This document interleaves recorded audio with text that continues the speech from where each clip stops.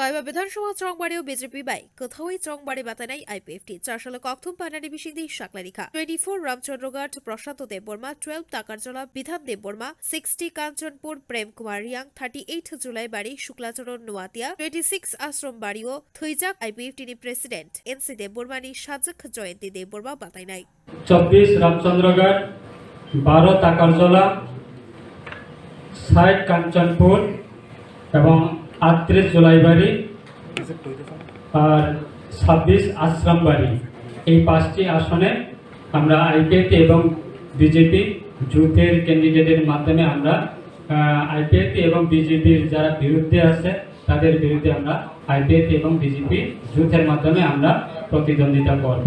এবং সাথে আমি আরেকটি আপনার মাধ্যমে আমি রাজ্যের জনগণের কাছে আমি একটা শুভ সংবাদ পৌঁছানোর জন্য আমি চেষ্টা করব কেননা এই 2023 বিধানসভা নির্বাচনে আমাদের ভারতের মাননীয় প্রধানমন্ত্রী ওনার আশীর্বাদে আমাদের 26 আসামবাড়ি অ্যাসেম্বলি কনস্টিটিউয়েন্সিতে আমাদের রাজ্যের প্রাক্তন মন্ত্রী তথা আইপিএফটির প্রাক্তন সভাপতি শ্রী N.C দেববর্মার মহোদয়ের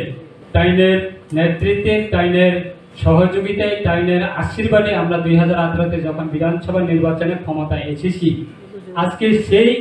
জিনিসটাকে লক্ষ্য রেখে শ্রী N.C দেববর্মা মহোদয় ওনার স্ত্রী ওনার ডটারকে আমরা আইপিএফটি এবং বিজেপি জোটের মাধ্যমে